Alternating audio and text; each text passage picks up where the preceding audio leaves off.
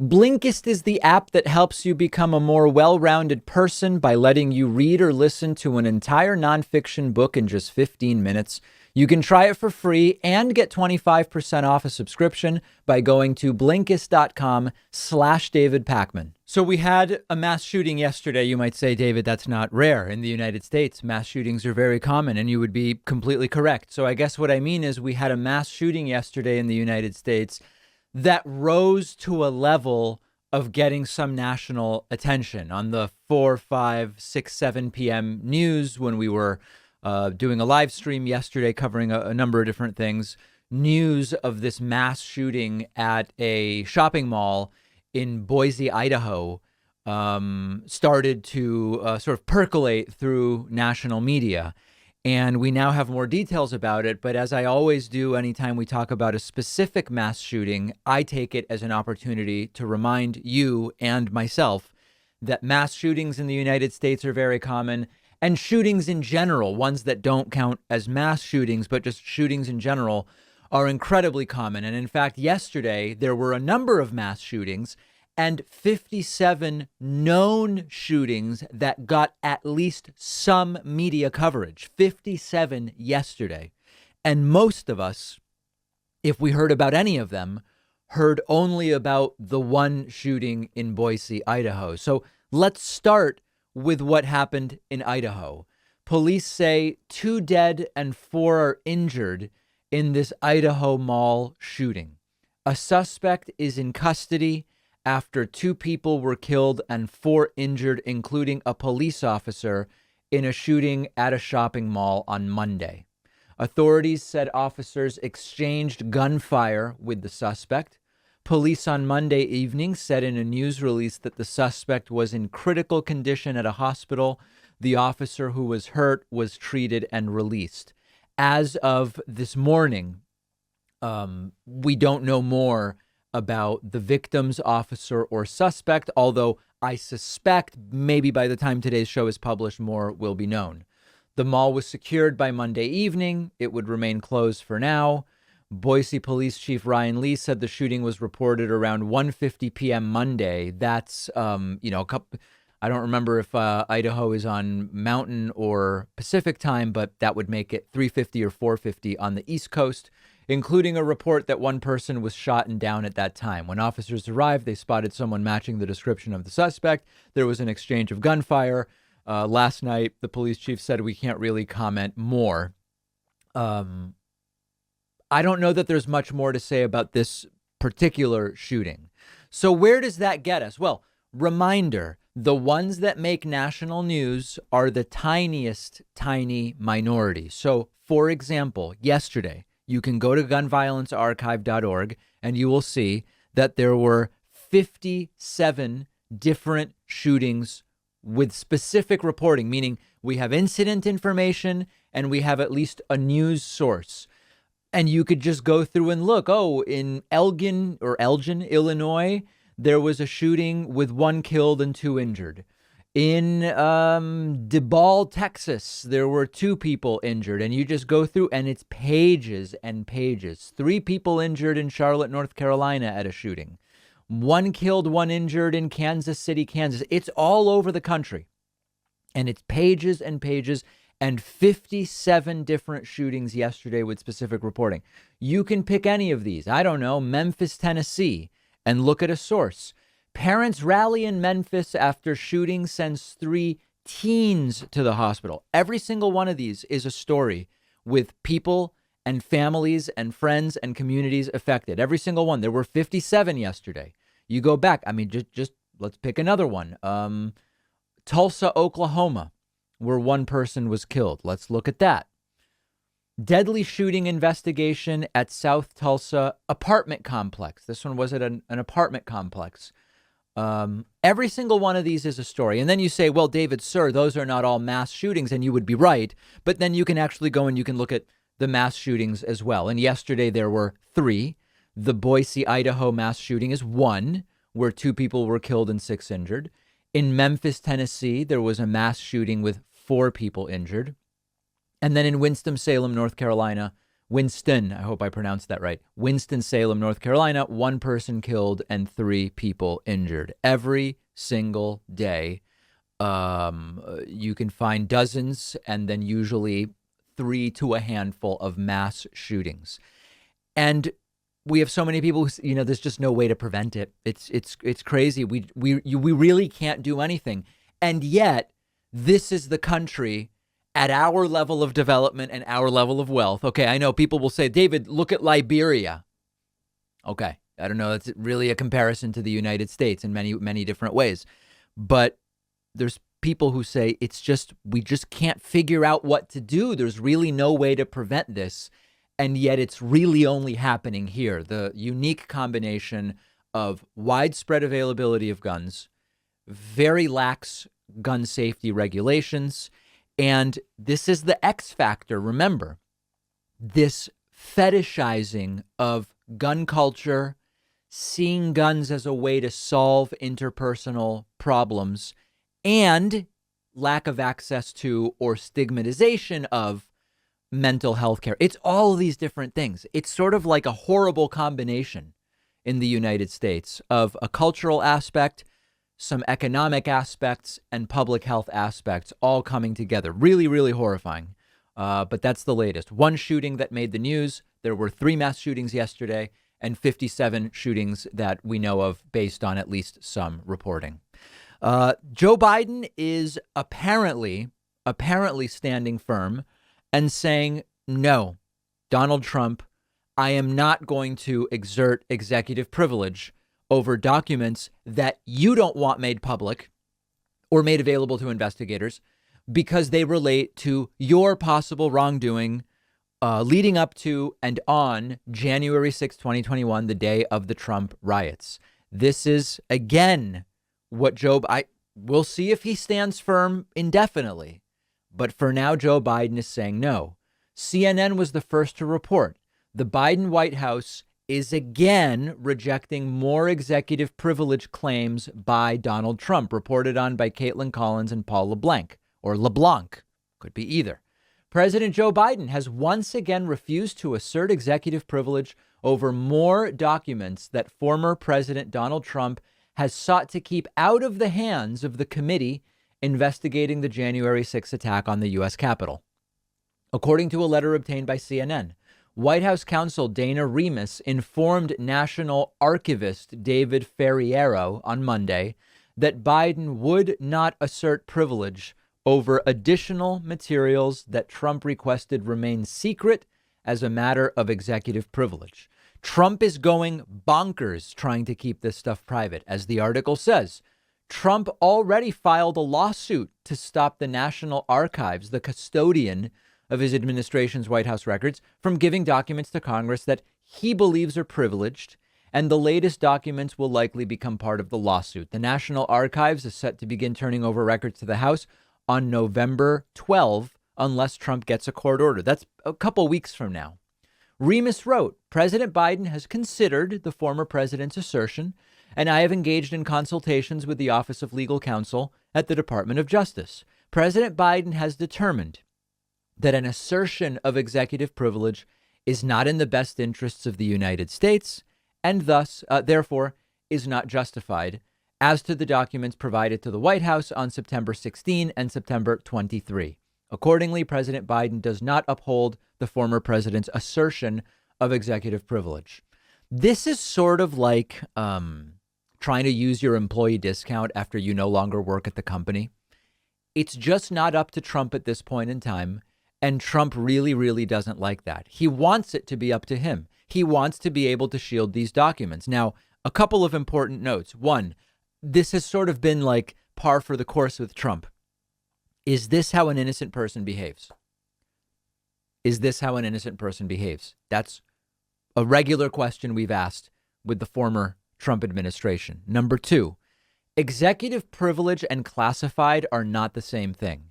There are people who either out of ignorance or out of bad faith are saying, why won't Biden keep these things classified as they should be?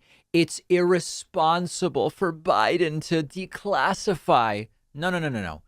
It was Trump who spilled classified information to a Russian spy recruiter in the Oval Office. Remember that. What were you saying at the time, sir or ma'am? And privilege and classified are two different things. Executive privilege is there to make sure that things can be openly discussed by members of an administration with a degree of confidentiality, because sometimes if everything that's discussed is public, it affects your ability to have a functioning government. That's not the same thing as this is just classified information. And can there be executive privilege asserted over things that were classified or not? Of course, you can have overlap between these two groups. Imagine a Venn diagram, executive privilege, classified. Okay, we are not talking about here, as far as we know, we are not talking about classified information. So cut it, okay? Either you're wrong or you're just trying to fool us with your bad faith argumentation, but it's neither. Joe Biden needs to hold steady on this. If Trump claims he did nothing wrong, there should be nothing to hide. Just carry on. That's it. Trump has no say here. Now, on the tail end of this, I would never recommend this. Never. You guys know me. I would never recommend this. But sometimes documents leak. Here, we're talking about Trump wanting to prevent these documents from getting in the hands of the committee investigating the January 6th riots. That's what we're talking about right now. Not about them getting out to the public. Sometimes things leak. And if they did, it would be very interesting. I'm not suggesting anyone leak anything, but sometimes that happens and it really triggers Donald Trump. Now, last thought on this. Consider this really funny contrast. To his supporters, Donald Trump insists, I didn't do anything wrong, and I am under no obligation to give anything to these witch hunt people. These are witch hunts, and they're just trying to go after your favorite president. I have all the power. They can't take it from me. I don't have to give them anything. Meanwhile, he's privately going to Joe Biden saying, please don't release the documents. Joe, please don't release the documents. That's your big alpha Donald Trump that these people pray at the altar of. Just a contrast to keep in mind. Do you think, here's my question, do you think Joe Biden will hold steady on this and not assert executive privilege as requested by Donald Trump? I'm optimistic that he will. Let me know your thoughts. You can find me on Twitter at @dpacman. We'll be right back. One of our sponsors is Blinkist, who's been supporting the David Pakman Show longer than any other sponsor. Blinkist is the app that lets you listen to or read an entire nonfiction book in just 15 minutes. Blinkist is the way to absorb those books you can't make time for. Blinkist takes top nonfiction titles, pulls out the book's key takeaways and insights, and gives it to you in the form of a text or audio explainer that you can consume in 15 minutes. With Blinkist, now you actually do have time to learn about all the things you've been wanting to tackle. On the Blinkist app, I just listened to This Is Your Mind on Plants by the great Michael Pollan. Super interesting, the history of caffeine and so many other things. Blinkist has you covered on podcasts too. Blinkist takes long episodes of popular podcasts and distills them into audio you can listen to in 15 minutes. With Blinkist, you can become knowledgeable about so many different things. You can have conversations with people about more topics. Blinkist makes you more well-rounded. Try Blinkist for free and get 25% off a subscription. Go to Blinkist.com/David Pakman. The link is down below. All right, we are going to take a tour today. It's not going to be a fun tour. I'm not going to lie. This is not exactly touring UNESCO World Heritage sites and amazing architecture and sites and views and these different things, landscapes. This is going to be a tour through madness, quite frankly. The world is increasingly horrified by the anti-vaccine madness happening across the United States in media, at school board meetings, at rallies, and at other places. Now, many of you would rightly point out there have been anti-vax elements in many countries around the world, and you would be right.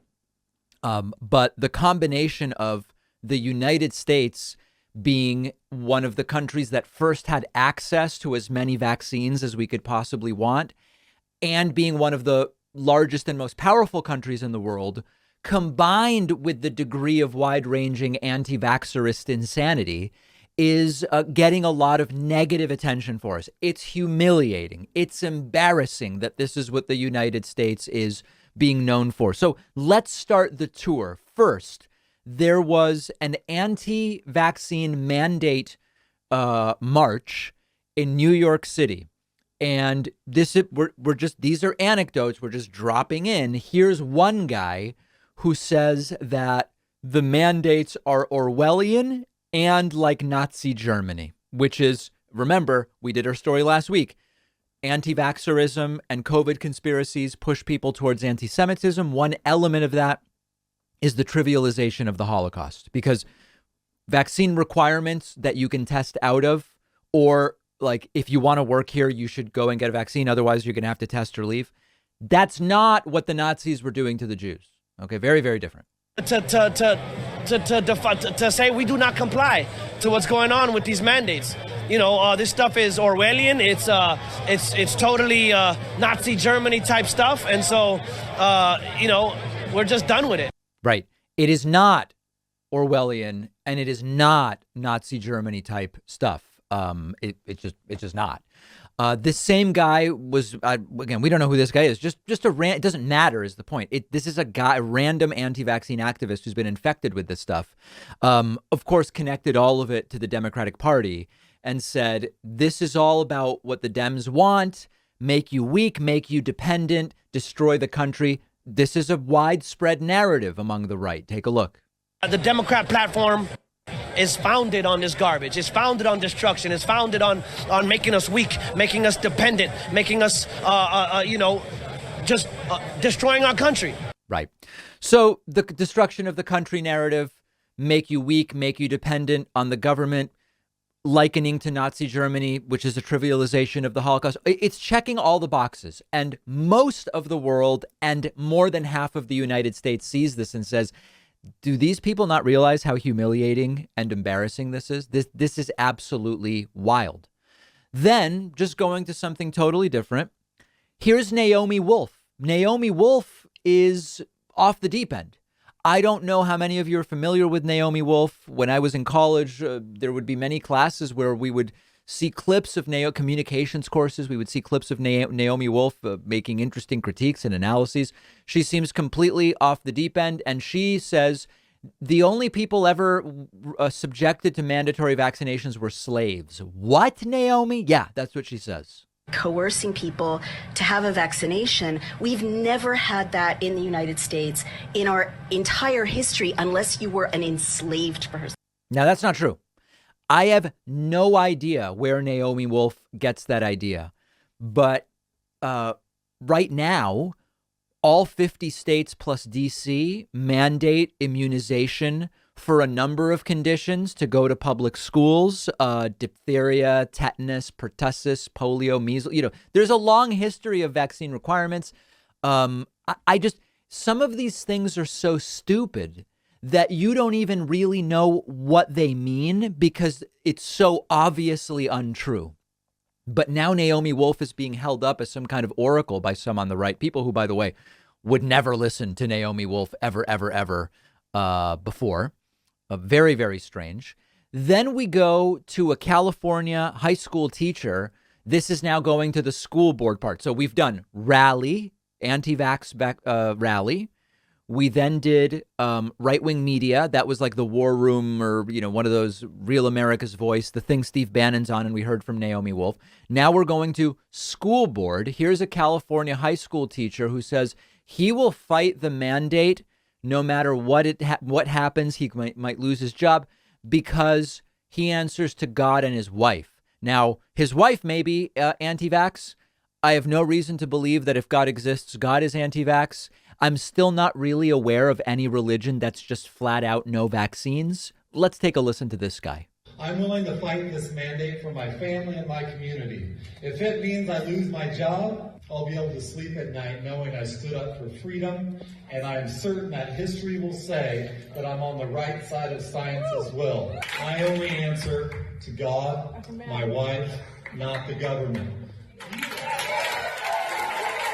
And look at the cheering and the fist pumping and the USA chant.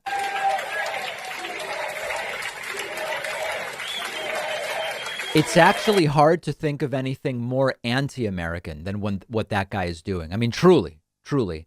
Now we will go from a school board meeting. Remember, it's a tour through the insanity. We're now going to the floor of the House of Representatives. Here is Congressman Long with some very strange comparison between the military requiring vaccines, and I think he's talking about new Coke. Take a listen. See if you can figure it out. 1886, a product was brought online, Coca-Cola, and it remained one of the most popular products of all time until 1985, 99 years later, and they came out with a great idea, New Coke. Right. Problem is, New Coke was a terrible That's the problem. idea. And 3 months later, they brought back what they call Classic Coke because of this terrible, terrible idea that had to be fixed. Making our military be vaccinated against their will is a terrible, terrible idea that needs to be fixed. Now, the funny thing is, it's not a new idea. There have been vaccination requirements in the military for I don't even know how long, for a really long time. They're just adding the COVID-19 vaccine, as happens when new vaccines are developed. They get added as requirements for the military. The really funny thing is it's nothing like New Coke, actually. I don't want to go on a whole tangent. In business school, we did a case study on New Coke. New Coke is a really interesting business case study, actually. There was also another one, I think like Pepsi Clear. It tasted like Pepsi, but it was transparent. And I think that also failed. In any case, very interesting business discussion about the history of New Coke. The analogy to a vaccine requirement for the military, simply not there. This is really interesting. So then on Fox News, they talk about a clip of CDC Director Rochelle Walensky saying, we need to educate people about the vaccine so they become comfortable going and getting it. They need to learn about the vaccine. And Fox News acts as if what she's talking is about re-education, alluding to re-education camps and dictatorships. But Rochelle Walensky didn't say it. Take a look at this. Mayor de Blasio has warned city workers if they don't get the vaccine by Friday, they will be put on unpaid leave. And now the CDC is planning to, quote, educate those who are hesitant to get the shot. Here's CDC Director Rochelle Walensky. We believe it is very important to get these people vaccinated. There is a plan, should these people not want to be vaccinated, towards education and counseling to get people the information they need so that they are feeling comfortable in getting vaccinated. Vivek, something about the phrase re-education. She didn't say re-education. You notice what they did there? She didn't say re-education. She just said, we've got to educate people about the science of the vaccine. And get these people on board seems pretty strikingly similar to a really tragic chapter in our globe's history. I don't know if she's talking about slavery or the Holocaust. It's not even clear what she's referring to, but it's crazy. And then they build on this. They just continue building on it, even though Rochelle Walensky said, we've got to educate. And the host says, re-education, whoa, and they just keep going. Harris, part of what is so troubling is the notion of that, again, the reprogramming in education, where she never said reprogramming. They came up with that out of thin air. You are automatically branded an enemy. You are automatically branded, frankly, a criminal in some sectors if you dare to even question, if you dare to expect what we were promised in the... So you get it. They introduced the term re-education, which Rochelle Walensky didn't. And here is Tomi Lahren saying she's so proud of people standing up against this. I'd also like to say this. When we see this protest in Brooklyn and we see these workers standing up, when I saw those images, nothing made me feel more proud to be an American, because I saw Americans of every color, every shape, every size, every gender, and probably every political affiliation standing together in the name of freedom. That's American as it gets. Yeah. So you guys get the idea. An absolute humiliation globally for the United States. It's everywhere. It's on right-wing media. It's on the floor of the House. It's at rallies. It's everywhere. And I don't think it's going away anytime soon. Let's now talk about something opposite this when it comes to vaccines. So listen, I am not like a big Neil Cavuto fan. Neil Cavuto's been a Fox News host for a really long time, maybe since the start of the network. He's been there for a very long time. I often disagree with him on politics. Neil Cavuto is immunocompromised. He has multiple sclerosis.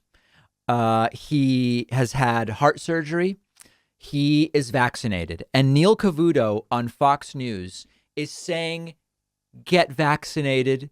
He's begging. He's saying the political stuff around this, it's got to stop. Go and get vaccinated. He's begging people to get vaccinated.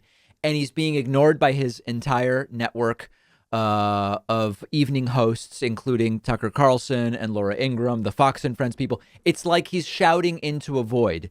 Here he is.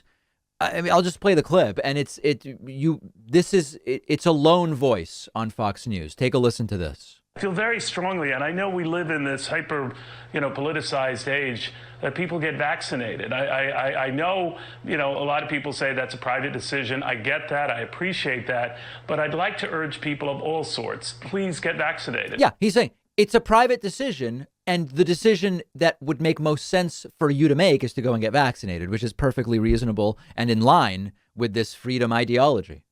This situation, for me, being immunocompromised, half the cases we're hearing on the breakthrough front are among the immunocompromised people. I should mention the context is also that Neil Cavuto contracted COVID, and he believes he had a relatively mild case despite being immunocompromised because he's vaccinated. Like me, who've had, and have multiple sclerosis or prior heart situation or cancer. There are many like that all around us. And mine is not a secret at Fox, but there are plenty of people working around you, Howie, and at Fox and all types of business environments who are susceptible to this sort of thing. You can help them out a lot.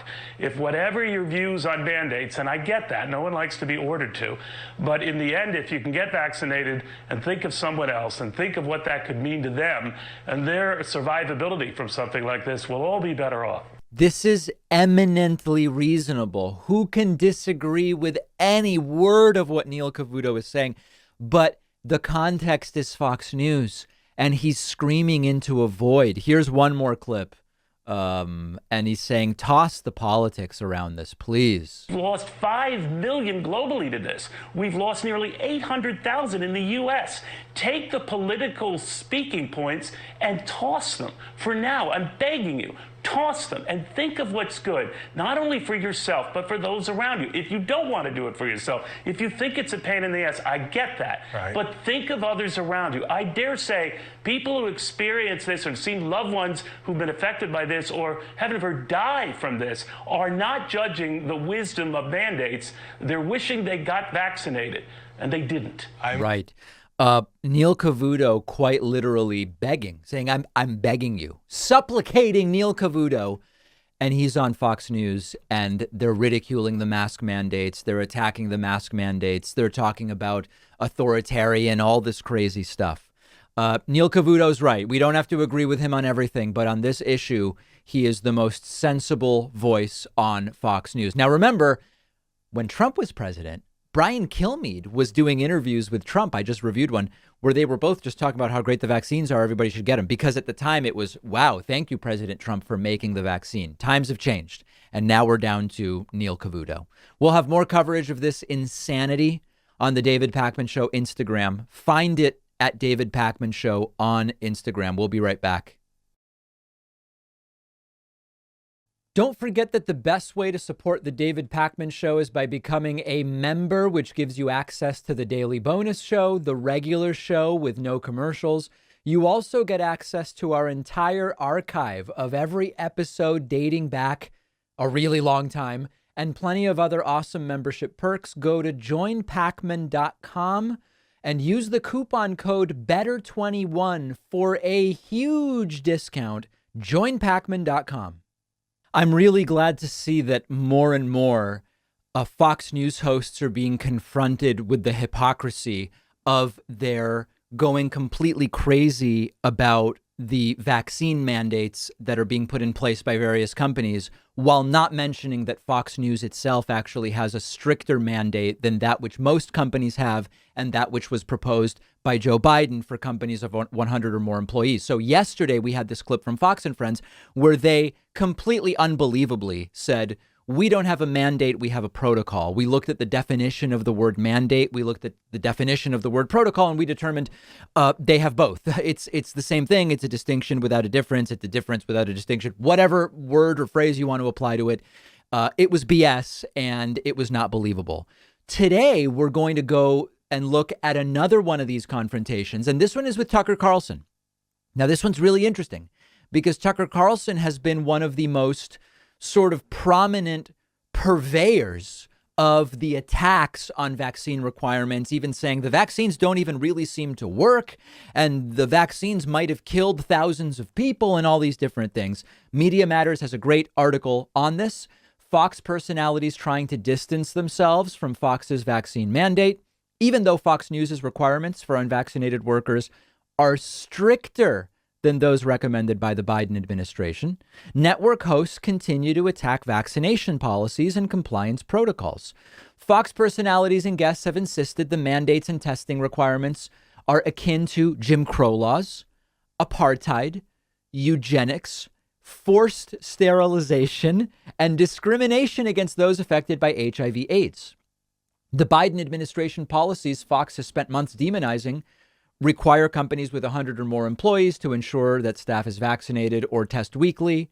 Fox Corporation's policy is get vaccinated or test daily and enter your status into an online portal. More than 90% of Fox employees report being vaccinated. Okay, so now this is great. This is a clip from Save the Nation, Vince and Jason, and they bring this to Tucker Carlson. On October 13th, he does this maniacal laugh. Take a look at this. Okay, so I have a question here about Fox News. Yeah. You said Fox News has no vaccine mandate, but according to Newsweek, the company requires unvaccinated employees to submit to daily COVID testing, which is stricter than Biden's mandate, which calls for weekly testing for businesses that employ more than 100 people. Is Fox News denying the civil liberties of its employees by being stricter than President Biden? Fair. I don't know. I mean, you should probably ask Newsweek. It sounds like they got a pretty precise handle on what's happening. So that's not a serious answer. All right, but let's continue. Hey, if it's wrong, let me know. If I'm wrong, it's completely wrong, as I noted the other night. Fair. I'm not, So what is the policy? Can you tell us the policy? I'm not qualified to speak for the company on this. But as an employee, so that's just BS. As an employee, he could speak to his understanding of the policy he's subjected to. I mean, he's subjected to the policy, so you don't have to speak for the company. It's because I don't run the company, and I'm not, I'm just an employee of the company. My personal Tell us, as an employee, the policy you've been subjected to and that you've agreed to. Preference is that Fox News would, make a statement about what its policies are. But I think, like a lot of companies, they're hesitant to do that because, why would you even want to get involved in that conversation? Here's the bottom line. There are a lot of infectious diseases out there, and a lot with much higher mortality rates than COVID-19. True. And, there's HIV, of course, there's tuberculosis, of course, there are a bunch of different varieties of hepatitis, which have killed many hundreds of thousands of Americans over the years, et cetera, et cetera, et cetera, et cetera. And employers are not empowered. In fact, they're not allowed to ask employees what their status is. Are you HIV positive? Really? Can you be tested? Should we test people? So notice that this is now a Gish Gallop. Okay. There's no vaccine for HIV, first and foremost. Okay. Secondly, we're talking about asking employees vaccination status, not disease status. Number three, HIV is far less contagious than COVID. It's a sexually transmitted disease. I hope people understand the way in which this is a verbal ink blot. There's no real substantive answer here. based on their sexual But practice. HIV isn't a communicable disease in the same way. Like you can't sneeze on somebody and give them HIV. Right. HIV has killed tens of millions of yeah, people. Now that's a different, now notice how the goalposts are different. The death toll of HIV over 40 years now is different than how contagious it is. It also, I mean, you can't just walk by someone and they sneeze and you have HIV. This is really, I don't think Tucker is this stupid. So I think this is just bad faith. I don't doubt that, but you can't, it's not a communicable disease in the same way. You have to have sex or share blood, correct? Well, sure. At which point you transmit it, so it is by definition communicable. Yeah, and he said it's not communicable in the same way, and he's right. Not communicable in the same way. That's my point. Just to be clear, I am totally opposed to asking anybody his HIV status at work. So now, look at what he's doing. It's really a clinic in disinformation. Now Tucker is saying he's against the thing he mentioned, which is not even analogous to COVID vaccination status. He now says he said COVID vaccination status is analogous to asking HIV status. And he's not saying ask people HIV status. We're not even talking about the same thing anymore. The first question was, doesn't your company have a stricter policy than the one Biden suggests, which Tucker got out of by saying, listen, I don't speak for Fox News. I'm totally opposed to asking his prostate cancer status or what prostate cancer. Now we're in loony land.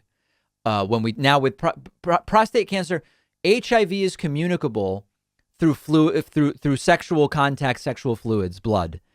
Now with prostate cancer, what are we even talking about? This has nothing to do with medical privacy. His, latest blood sugar levels are. I mean, we have HIPAA laws for a reason. So I'm hired to do a job. And now raising HIPAA. HIPAA has absolutely nothing to do with this whatsoever. So look at the way in which Tucker is unable to give any serious answer. Fox's policy is stricter than the one Biden proposes. Tucker first says, I don't speak for Fox News. No, but you're an employee. You could tell us what they told you. You could tell us what decision you made about going with it in order to continue working there. That's number one. He doesn't answer. Then he goes into HIV. Then he goes into HIV status versus vaccination status. Then prostate cancer. Then HIPAA. This is not about HIPAA. HIPAA has to do with the transmission of medical records and privacy by medical providers. We're off the deep end, folks. So look at how quickly he fell apart under just basic questioning.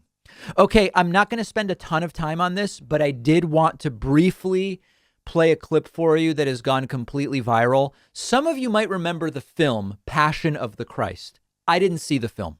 I just don't care. Passion of the Christ was this movie where I actually don't remember whether Mel Gibson's anti-Semitic incident with California police happened before or after his production or direction of Passion of the Christ. But Passion of the Christ combined with the anti-Semitic police incident with Mel Gibson sort of told us, wow, Mel Gibson's really off the deep end. The actor in Passion of the Christ was right-winger Jim Caviezel. Jim Caviezel appeared at a Q-Anon conference over the weekend and appeared to have a complete meltdown going into another planet.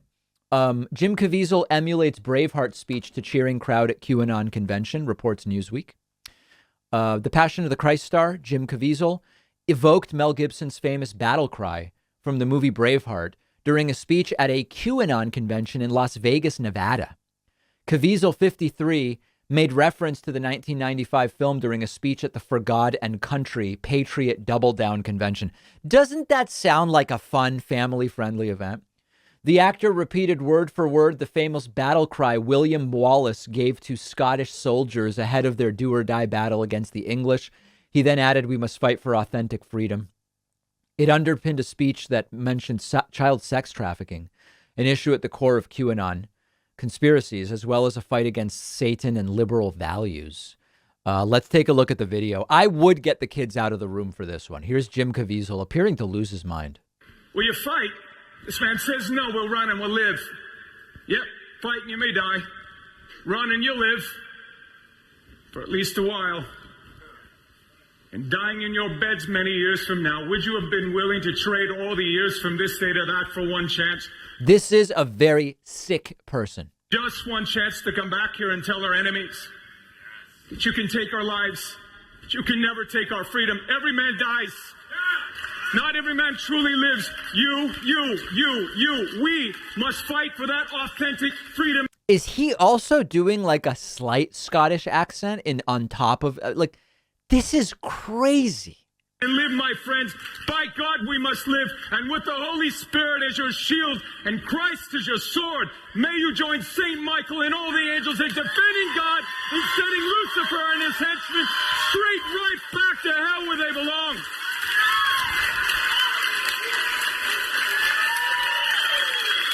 Thought he said Guccifer. I thought this was a different speech for a moment.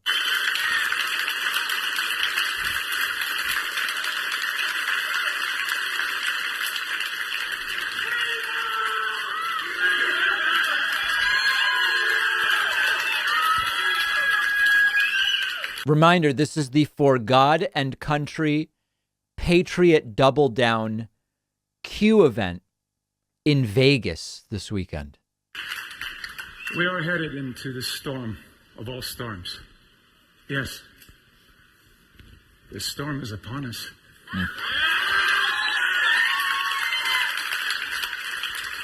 But not without Jesus, our rudder. And in the words of Reagan, evil is powerless if the good are unafraid. God bless you. So that's getting a standing ovation. That's considered good by a contingent of the American population. That, number one, would raise questions about a psych eval in most contexts, number one. Number two, the world sees this and says, what the hell is wrong in the United States right now? It is a level of wackiness and fanaticism, and I'm kind of at a loss for words, actually. And it is a really just kind of scary time. A little more from the summary. Caviezel ended his nearly 20-minute long speech by using a term that features prominently in Q-Anon lore. And we just heard that we are headed into the storm of all storms. Yes, the storm is upon us. QAnon followers share a belief that former President Trump would order mass arrests of members of elite cabal in a day called the storm. It didn't happen. They baselessly believe a satanic, cannibalistic cabal made up of celebrities, Democrat politicians, and government officials is involved in a global child sex trafficking ring. Oh, this is funny. Funny. It's horrifying, but funny. Caviezel previously pushed the QAnon conspiracy that a chemical compound called adrenochrome is being harvested from trafficked children. In April, Caviezel told we should call them conspiracy delusionists, at a conference in Oklahoma about the untrue conspiracy while speaking about his upcoming movie, Sound of Freedom. The movie is based on the life of self-described anti-human trafficking activist Timothy Ballard. Caviezel said, when you are scared, you produce adrenaline. If you're an athlete, you get in the fourth quarter, you have adrenaline that comes out of you. If a child knows he's going to die, his body will secrete this adrenaline. They have a lot of terms that they use that he takes me through. It's the worst horror I've ever seen. The screaming alone, even if I never ever saw it, it's beyond. And these people that do it, there will be no mercy for them. Really, really crazy stuff. Let's just very quickly look at just a little bit of that. Adrenochrome. I think this is the key moment. You said a word a minute ago, and I want to clarify what that word was, because you said a word. Yeah. And I want to make sure that you said adrenochrome. Yeah. And a lot of people here, there's about 4,500 people here.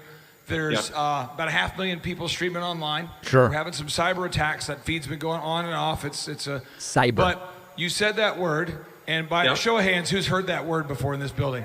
Could you please explain, to the extent that you want to or not want to, what that is? Because some people have never heard that. Yeah, you may want to keep this a secret, Jim. And we need to discuss that. Essentially, you have adrenaline in your body. I'll just simplify it. And when you are scared, you produce adrenaline. If you're an athlete, you get in the fourth quarter, you have adrenaline that comes out of you. If a child knows he's going to die, his body will secrete this adrenaline. And they have a lot of terms that they use that he takes me through. But it's the worst horror I've ever seen, is screaming alone, even if I never, ever saw it. Okay, so anyway, completely out of his mind, guys. There's Jim Caviezel, I guess, new QAnon hero. Horrible, horrible stuff. We'll take a quick break and be right back with much more today. If you value what we do at the David Pakman Show, remember to support us on Patreon. Go to patreon.com/David Pakman Show, where you can get access to behind-the-scenes videos, the daily bonus show, the commercial-free daily show, as well as special discounts on merch, including hats, hoodies, mugs, and T-shirts. You can support the show for as little as $2 a month. Check it out at patreon.com/David Pakman Show. All right, next I want to look at a very strange interview that Republican Congresswoman Lauren Boebert gave to Dave Rubin. Now, some in the audience are familiar with Dave Rubin, some are not. Dave Rubin's former TYT Young Turks host, who was ostensibly on the left. He had a political awakening around the age of 40 years old, close to 40 years old, which some don't believe is genuine. Some believe is based in audience capture, grifting, and financial incentives. Up to others to determine that. He is now very, after kind of playing that he's the last real liberal role for a few years, he now is on the right. He's a right winger. He said he's okay being called a right winger. He says he voted for Trump. He, et cetera. And he gives an interview that would make North Korean propaganda newscasters blush. I mean, really, we're going to look at this interview. And there's sort of a couple of different types of context here. One is we just learned about Lauren Boebert's alleged role in planning the January 6th Trump riots, that she or staffers were involved in talking to the organizers along with others. We talked about this Rolling Stone article yesterday. That's one context here. And then the second context is, again, just like the brazen and embarrassing nature of this interview altogether. So let's just get into the first clip. And this is just, again, this is like the cultural stuff. Here's Lauren Boebert saying, because of the mask mandates, she's pulling her kids right out of school and now is partially homeschooling. I just pulled my kids out of public school because they brought back mask mandates and they're not letting up on it. And I said, okay, well, we're doing something else because I'm not subjecting my children to this again. And so we're pulling them out and doing something on our own. But are you homeschooling now? It'll be a hybrid version of homeschooling. It's a hybrid. She'll be hybrid homeschooling. Is it good for kids who presumably have community at school, who presumably have some friends at school, etc., to be told, little Johnny, little Susie, you're not going to wear a mask. Now you're going to sit at home and we're going to teach you. It's hybrid. Who knows what they really mean? Like, is that even good for the kid? I don't know, but it doesn't seem super great. Then Lauren Boebert blames Nancy Pelosi for division in the House. It's not that Republicans have stopped even pretending to be about policy and obstructing anything Democrats want to do. It's not that Republicans are totally hypocritical on every issue, gladly voting for Trump's COVID relief. But then when Biden is in, voting against it, even though it's very similar, it's just a few months later. But she says it's Nancy Pelosi's fault. And Rubin he's on board with all of it. There's just no challenging of anything she says. They keep us so divided and so separate. And previous members of Congress who have been there previously, they'll tell you it's never been this way. There was always communication between Republicans and Democrats. Now, she may be right that it's never been this way, but it's this. We've never had such weaponized, outrageous Trumpian members of Congress making it this way. And now it is so divided. And that's by design. She wants to keep us separate. She wants the House chambers empty. You're talking about Nancy. Nancy Pelosi, yeah. Yes. And she truly believes this is Pelosi's house. Yeah. And Rubin's just nodding. Yeah, oh, yeah. This is a propaganda interview. This is what you would expect to see on that North Korean channel or on, Venezuelan state media or whatever. It's what it is. Here, as if this is funny, Lauren Boebert smiles and laughs at the idea that they've installed metal detectors at the house because of her, as if it's something to be proud of. Nancy Pelosi has called me the enemy within. We have metal detectors outside of the House chambers because of me. And so it seems. Yeah.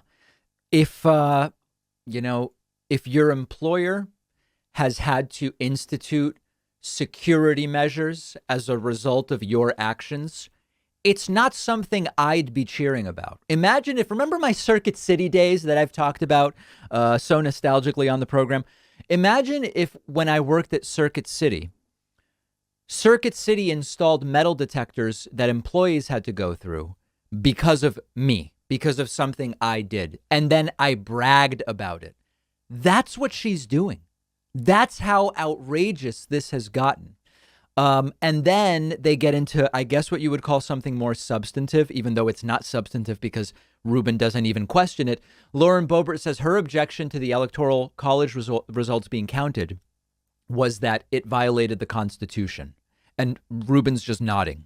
I objected to the Electoral College results because the Constitution was violated. Right. And that's our biggest threat right now, is the complete disregard of the Constitution. Now, the Constitution was not violated. All of these talking points have been widely debunked. As usual, it's hard to understand the exact argument they're making. Sometimes they say, well, it was unconstitutional, and she's saying federal constitution, some say state. It was unconstitutional that states changed election procedures without legislation. That's actually no big deal.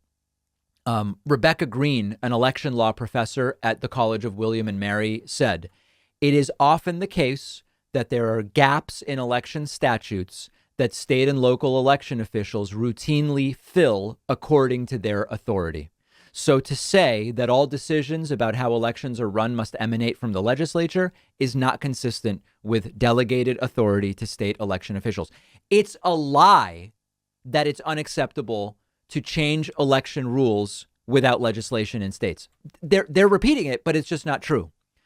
Then, many states changed election practices because of the pandemic. That includes blue states. That includes red states. It includes states in which Trump won. It includes states in which Biden won. Big shocker. They only care about the fact that it was done in states that Biden won.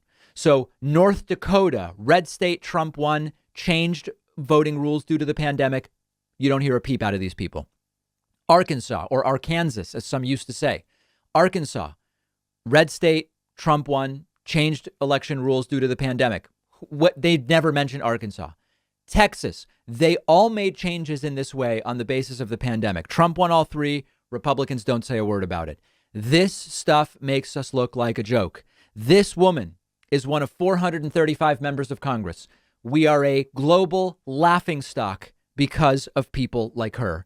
And Rubin, like a bobblehead, nodding along, just nodding along. It's embarrassing, folks. I'm embarrassed for both of them. I'm blushing for both of them. Just a little final note on the Trump executive privilege stuff and just Trump's state of mind right now. We haven't talked about this for months because it just hasn't been newsworthy. But Donald Trump continues to publish trash, agit trash, I think is the way I would refer to it, on his website, donaldjtrump.com, just so you know what's happening. And if you don't care, that's fine. But just so you know what's happening. Donald Trump published 7 statements yesterday to his news page. Look at some of these. In case you missed it, new immigration numbers prove Biden border crisis is worst in history. No surprise. And it's a link to an article with the right-wing Federalist. Later in the day, in case you missed it, Newt Gingrich interviews Molly Hemingway on the rigged election. Lays out a very clear case for the very rigged and corrupt presidential election. We're almost a year out, folks. He's still going. Post number 3 yesterday. GOP pollster predicts Trump would beat Biden or Harris in a landslide right now. Link to New York Post article. New York Post, of course, Fox News, News Corporation, same company. Trump posts an article, The Confusing Mr. Biden. It's like his blog. In case you missed it, Biden has no answers to the nation's problems except empty promises. Another New York Post article. Another post, Trump, U.S. being poisoned by illegal immigrants crossing the border, from the New York Post. In case you missed it, explosive revelations in Wisconsin's 2020 election audit report. And this is just the beginning. Other swing states are even far worse. Is this what Trump is relegated to now because he's not on Twitter? Like, is this just a guy clinging to the last gasps at attention? Someone sent me an interesting clip yesterday, and it was a clip of this hard right, young right winger, Nick Fuentes. And even Fuentes was saying, this is a weird period for Trump, and he's kind of struggling for relevance. I actually think that that's an understatement, but accurate. He's struggling not only for relevance, but he's even struggling to maintain any kind of presence in national media. Now, that doesn't mean we count this guy out. If Trump is do well in 2022 and Trump's healthy going into 24, he very well may run. Now, I know when I spoke to Michael Cohen, Cohen said, I don't think Trump will run because he's not going to believe he can win and Trump doesn't want to lose again. That may be, but it remains to be seen. So just absolutely pathetic, unhinged, posting to this thing. What is Trump even doing all day? I do often wonder. We've got a voicemail number. That number is 2192 David P. This is really funny. This is a joke voicemail, but it's nicely done. Yesterday, we talked on the show about the oratory skills of former President Barack Obama in the context of campaigning for Virginia gubernatorial candidate Terry McAuliffe. Here's a funny caller who says, Obama wasn't that great of a speaker at these events. Take a look. Hi, David. I really don't agree with your assessment of Barack Obama as a great orator. He didn't fart. He didn't talk about toilets. He didn't belittle the Holocaust. I really think Rudy Giuliani, Trump, and Taylor Greene are much better orators. Right. No, it is true. There was no discussion at all of plumbing. We're looking very strongly at sinks and showers, elements of bathrooms. People are flushing toilets 10 times, 15 times. Okay. That last one still gets me. No, it is true. As far as we know, Barack Obama had no flatulence events like Rudy Giuliani. He didn't trivialize the Holocaust like Marjorie Taylor Greene. He didn't talk about plumbing the way Donald Trump sometimes does. We're going to be covering these last few Terry McAuliffe rallies. Joe Biden's going to be out with him. Maybe Barack Obama will be back out with him again. Tonight, in fact, Biden will be out with McAuliffe, and McAuliffe's opponent, Glenn Youngkin, has a rally. So today, we will be live streaming, and I think it's an important race, Virginia gubernatorial. But very well said by the caller. On today's bonus show, Democrats suing the Postal Service. Why? We will tell you. Does the IRS really spy on your bank account? This is a new right-wing idea. And is there any truth to it? Or is there no truth to it? Are they going too far? What's the truth? We'll talk about it. And there's more and more pressure in the aftermath of the Alec Baldwin disaster, where Alec Baldwin accidentally killed someone on set last week. More pressure to just not even have real guns on Hollywood sets at all. We're going to talk about that on today's bonus show as well. Get instant access by signing up at joinpacman.com. We will see you on the bonus show in mere moments.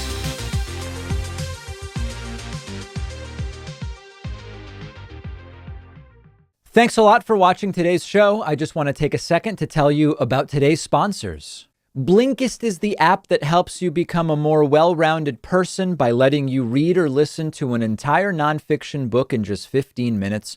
You can try it for free and get 25% off a subscription by going to Blinkist.com/David Pakman.